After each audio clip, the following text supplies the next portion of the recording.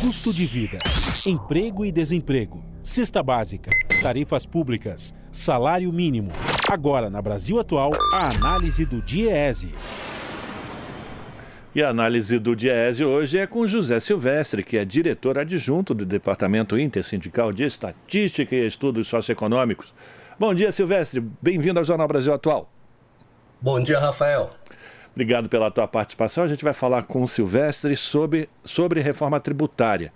Ontem, lá em Davos, na Suíça, o Fernando Haddad afirmou que essa reforma, que está sendo proposta pelo governo Lula, será votada no Congresso Nacional no primeiro semestre deste ano, se depender do governo. Como é que você avalia essas propostas que estão sendo já discutidas há alguns anos no Congresso Nacional de reforma tributária? O Fernando Haddad diz, inclusive, que já há muita maturidade nesse debate sobre a mudança nas regras e que elas são necessárias para diminuir a desigualdade, inclusive entre setores. A gente acabou de acompanhar uma matéria também, Silvestre, do Oxfam, mostrando que a desigualdade no mundo vem se acentuando. É preciso mesmo colocar o rico no imposto e o pobre no orçamento? Como é que faz essa conta, Silvestre?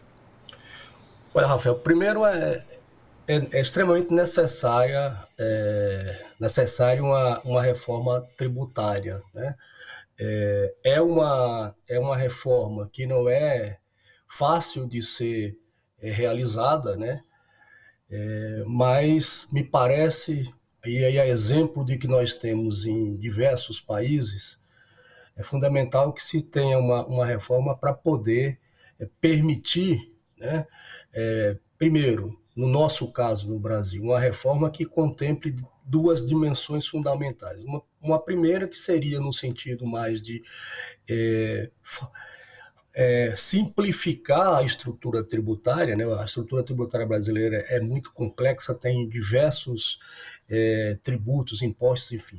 E a outra, mais importante ainda, que seria uma reforma tributária que tem um caráter, digamos assim, progressivo, ou seja, as pessoas que ganham mais, que podem mais, pagam mais proporcionalmente, e as pessoas que ganham menos, ou que ganham muito, ou não pagam, ou pagam proporcionalmente menor, ou seja, mais adequado com a sua renda, né?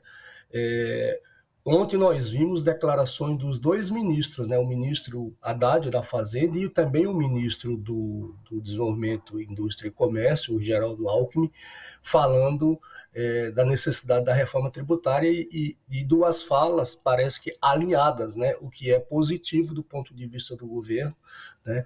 De você ter os ministros falando a mesma linguagem, digamos assim, em relação à reforma tributária.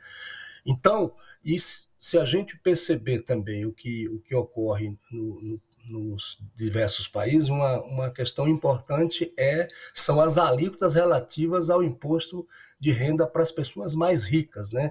No Brasil, as alíquotas, a alíquota máxima aqui é 27,5%. Além disso, você ainda tem deduções de despesas com saúde, educação e assim por diante. Então, vamos torcer, tá certo, que o governo consiga levar essa proposta, porque tem inclusive duas PEC, né, Rafael, tramitando no Congresso. Acho que me parece que a PEC 45 e, se não me falha a memória, a PEC 110, né?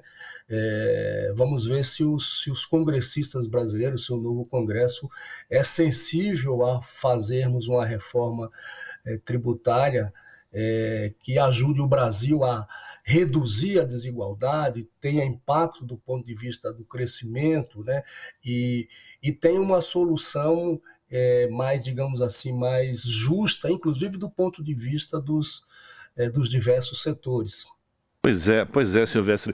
O Geraldo Alckmin, vice-presidente ministro, disse que o Brasil vive num manicômio tributário, né? Ele disse que as leis são todas muito confusas e o ministro da Fazenda, o Fernando Haddad, disse que essa reforma tributária, a justiça tributária, é essencial para reindustrializar o país, porque, segundo nas palavras dele, a indústria que hoje paga 1/3 dos tributos no Brasil, que está respondendo por 10% da produção, mostrando haver um desequilíbrio muito grande em relação a esse setor, ao setor da indústria, né?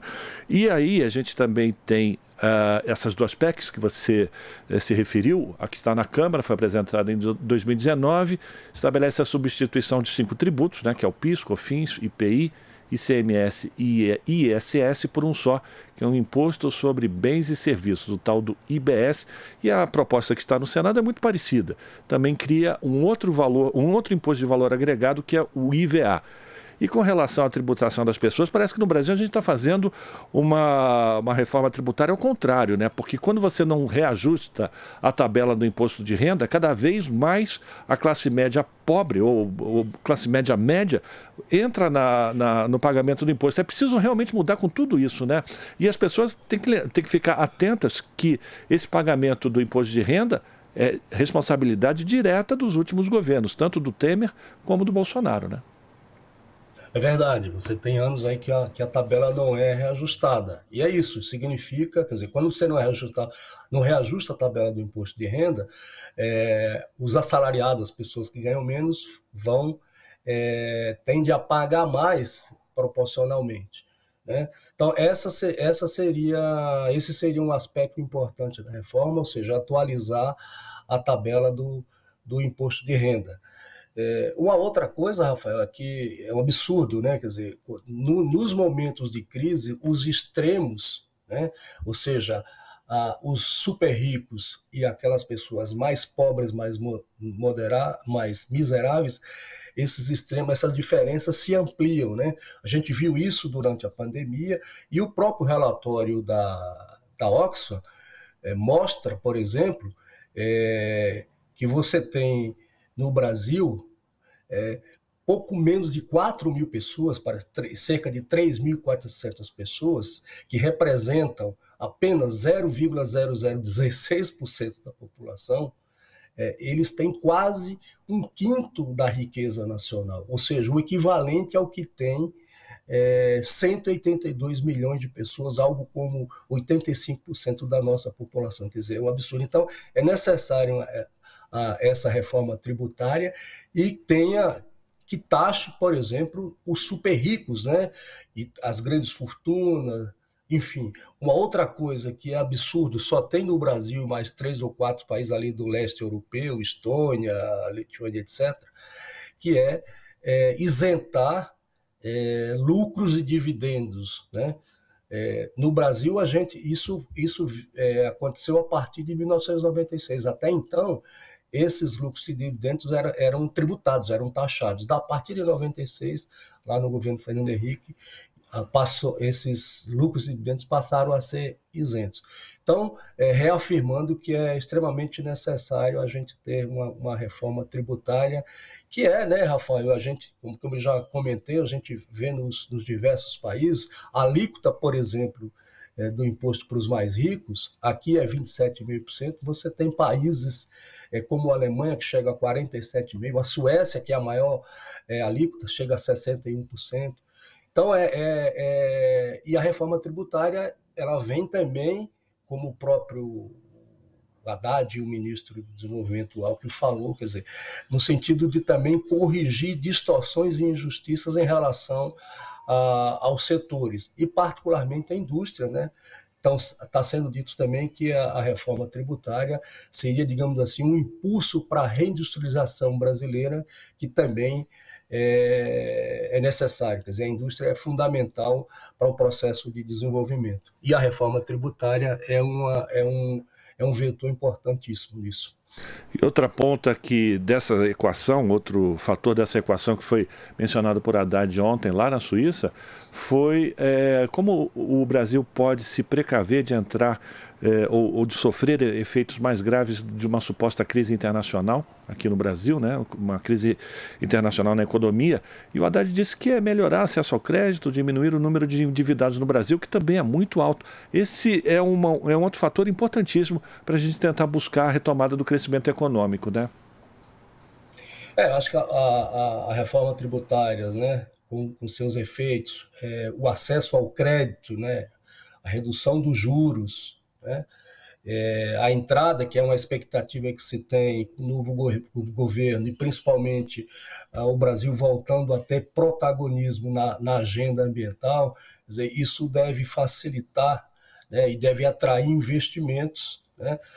A retomada, né, Rafael, de muitas obras. Eu acho que todos esses aspectos devem contribuir aí para a gente melhorar o ambiente, né, e a economia brasileira voltar a crescer. Não vai ser fácil, né, mas se esses aspectos todos se concretizarem, nós temos condições de voltar a economia brasileira tem todas as condições de voltar a crescer. É isso que todos nós, digamos assim, almejamos, né, para melhorar a distribuição de renda, reduzir a desigualdade, enfim, o Estado ter recursos para investimento nas políticas públicas e assim por diante.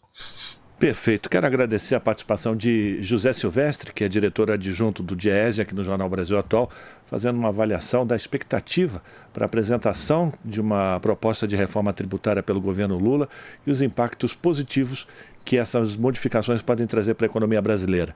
Obrigado pela tua participação, Silvestre. A gente continua em contato e espera ter a tua participação mais vezes aqui no Jornal. Um abraço para você. Okay. Obrigado, Rafael. Estamos à disposição. Um abraço. Abraço. Conversamos com o José Silvestre aqui no Jornal Brasil Atual. Estamos apresentando Jornal Brasil Atual. As notícias que os outros não dão.